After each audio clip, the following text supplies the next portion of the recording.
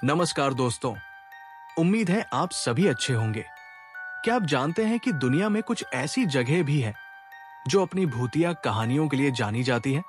आज हम आपको एक ऐसी ही जगह की सैर पर लेकर चलेंगे। लेकिन दोस्तों, कहानी शुरू करने से पहले अगर आपने अभी तक हमारे चैनल को सब्सक्राइब नहीं किया है तो कर लीजिए, क्योंकि हम आपके लिए ऐसी ही सच्ची और डरावनी कहानियां लाते रहेंगे। हमारा चैनल सच्ची हॉरर स्टोरीज और रहस्यमयी घटनाओं को आपके सामने पेश करने के लिए समर्पित है। तो चलिए अब बात करते हैं वेवली हिल्स सैंटोरियम की, एक ऐसा अस्पताल जो अमेरिका के केंट की राज्य में स्थित है।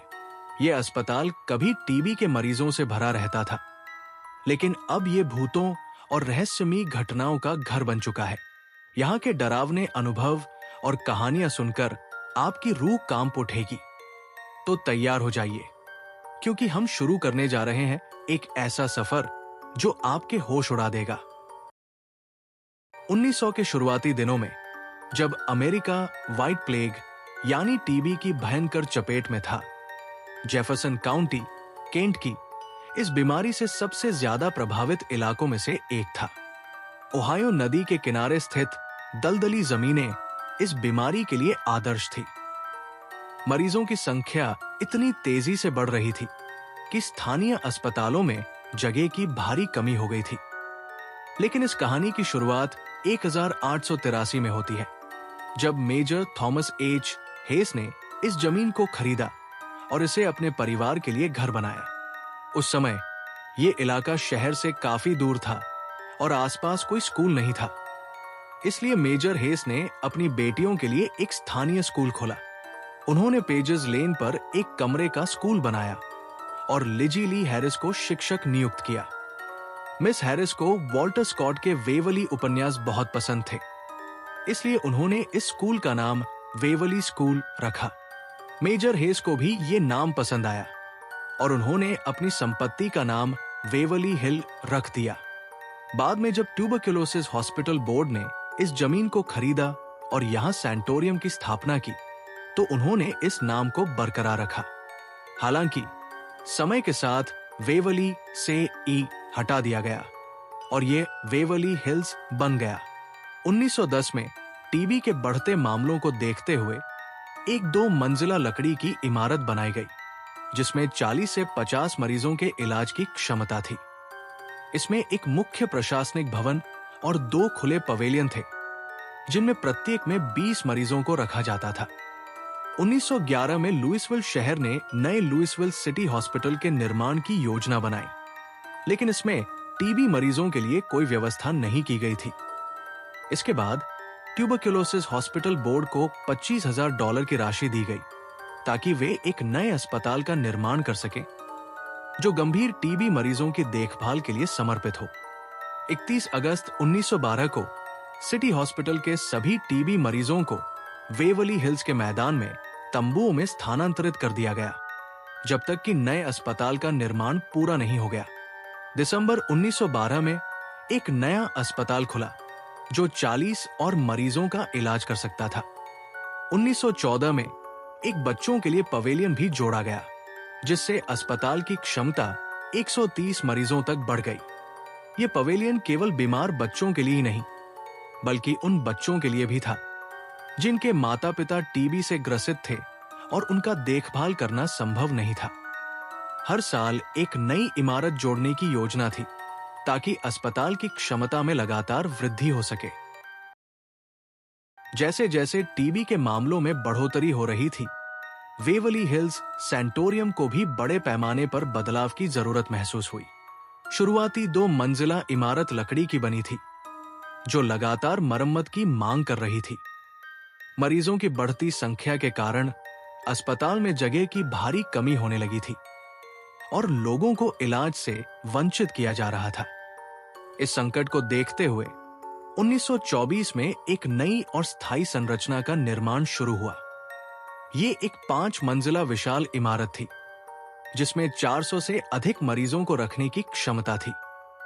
मार्च 1924 में इसका निर्माण शुरू हुआ और 17 अक्टूबर 1926 को ये नया भवन मरीजों के लिए खोल दिया गया। इस इमारत में आधुनिक सुविधाएं थी जो उस समय के हिसाब से काफी उन्नत मानी जाती थी। लेकिन यह सिर्फ एक अस्पताल नहीं था, यहां कई डरावनी कहानियां भी जन्म लेने लगी। अस्पताल के लंबे गलियारे, बड़ी खिड़कियां और ठंडी दीवारें एक अजीब सन्नाटे से भरी हुई थी। हालांकि 1943 में जब स्ट्रेप्टोमाइसिन नाम की एंटीबायोटिक आई तो टीबी के मामलों में गिरावट आनी शुरू हो गई। धीरे धीरे इस अस्पताल की जरूरत कम होती गई और अंत जून 1961 में वेवली हिल्स सैंटोरियम को बंद कर दिया गया। बचे हुए मरीजों को लुइसविले के हेजलवुड सैंटोरियम में स्थानांतरित कर दिया गया। 1962 में इस इमारत को फिर से खोलकर इसे वुडवेन जेरियाट्रिक सेंटर के रूप में तब्दील कर दिया गया। ये एक वृद्धाश्रम था जहां बुजुर्गों और मानसिक रूप से असमर्थ मरीजों का इलाज किया जाता था। लेकिन ये केंद्र भी अपनी खराब व्यवस्थाओं और मरीजों की उपेक्षा के कारण विफल हो गया और 1980 में इसे भी बंद कर दिया गया। 1983 में इस जगह को एक डेवलपर जे क्लिफर्ड टॉड ने खरीदा और इसे एक न्यूनतम सुरक्षा वाली जेल में बदलने की योजना बनाई।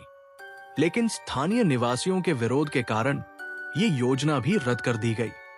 इसके बाद इसे अपार्टमेंट में बदलने का प्रस्ताव रखा गया, लेकिन आर्थिक समस्याओं के कारण यह भी संभव नहीं हो सका।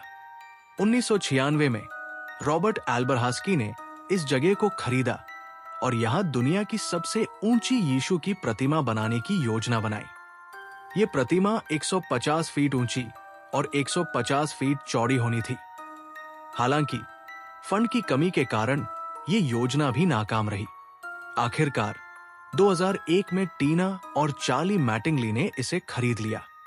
उन्होंने इस जगह को एक टूरिस्ट अट्रैक्शन में बदल दिया और हर हैलोवीन पर यहां एक भूतिया घर बनाते हैं, जिससे आने वाले पर्यटकों को डरावने अनुभव का एहसास हो सके।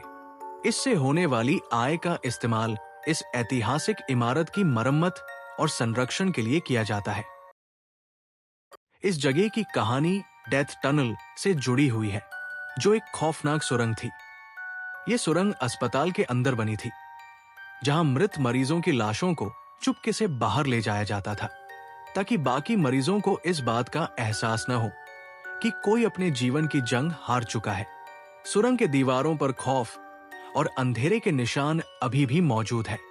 कहते हैं कि इस सुरंग में अब भी अजीब अजीब आवाजें सुनाई देती है, जैसे किसी की चुपचाप कदमों की आवाज या फिर एक गहरी सांस। कई लोग बताते हैं कि सुरंग में प्रवेश करने वाले को अचानक से ठंडी हवाओं का सामना होता है, जैसे कोई भूतिया साया वहां मौजूद हो। यह सुरंग आज भी इस जगह की डरावनी और रहस्यमयी कहानी का अहम हिस्सा बनी हुई है, जो हर आने वाले को सिहरन से भर देती है। इस खौफनाक जगह पर आने वाले लोग अक्सर बताते हैं कि उन्होंने यहां ऐसी चीजें देखी हैं जिनका कोई तार्किक एक्सप्लेनेशन नहीं मिलती। कुछ लोगों ने तो यहां बच्चों की हंसी की आवाजें सुनी हैं, लेकिन जब उन्होंने मुड़कर देखा तो कोई नहीं था, बस हवा में एक सिहरन थी, जैसे किसी अजनबी की मौजूदगी हो। कुछ ने तो काले साए चलते देखे हैं, जो अचानक से दीवारों में घुस जाते थे, जैसे वे इस जगह के गहरे रहस्यों का हिस्सा हों। और फिर हर साल हैलोवीन के दौरान यहां एक भूतिया घर बनाया जाता है, जो रात के अंधेरे में और भी डरावना नजर आता है। उस घर में घुसने वाले पर्यटक कहते हैं कि अंदर जैसे ही कदम रखते हैं, सब कुछ खामोश हो जाता है, लेकिन अचानक से कहीं दूर से गहरी डरावनी चीखें सुनाई देती है। घर के अंदर रखी पुरानी वस्तुएं खुद ब खुद हिलने लगती हैं और एक ठंडी सी हवा सबको घेर लेती है, जैसे कोई असमर्थ आत्मा उनके पास आ गई हो। यह भूतिया घर साल दर साल एक बड़ा आकर्षण बन चुका है, लेकिन इस पर जाने वाले कभी भी अपने अनुभवों को पूरी तरह से नहीं बता पाते, क्योंकि कुछ बातें, कुछ डर सिर्फ दिल में रहते हैं। वेवली हिल्स सैंटोरियम ने न केवल इतिहास में बल्कि लोकप्रिय संस्कृति में भी एक खास जगह बनाई है। यह खौफनाक स्थान कई टीवी शोज और डॉक्यूमेंट्रीज का हिस्सा बन चुका है। गोस्ट हंटर्स और बज़फीड अनसॉल्व्ड जैसे चर्चित शोज ने इसे दुनिया के सबसे भूतिया स्थानों में से एक करार दिया है। इन शोज में यहाँ की डरावनी घटनाओं को कैमरे में कैद करने के लिए टीमें आती है और हर बार कुछ न कुछ ऐसा सामने आता है जो दर्शकों को कांपने पर मजबूर कर देता है। कभी अचानक से बंद दरवाजों का खुलना, तो कभी दीवारों से आती अजीब सी आवाजें। गोस्ट हंटर्स में तो यहाँ की आत्माओं से जुड़े साक्षात्कार भी हुए हैं, जिनमें सर्द हवाओं के बीच किसी के शरीर से टच होने का एहसास और रहस्यमयी हलचलें दिखती है। इन शोज ने वेवली हिल्स को केवल एक ऐतिहासिक स्थल नहीं, बल्कि एक ऐसी जगह बना दिया है जहां अतीत के खौफ का एहसास हमेशा बना रहता है।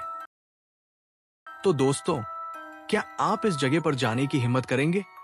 हमें कमेंट में बताएं। अगर आपको यह वीडियो पसंद आई हो तो लाइक और शेयर जरूर करें। और हां, हमारे चैनल को सब्सक्राइब करना न भूलें ताकि आप हमारी अगली डरावनी कहानी को मिस न करें।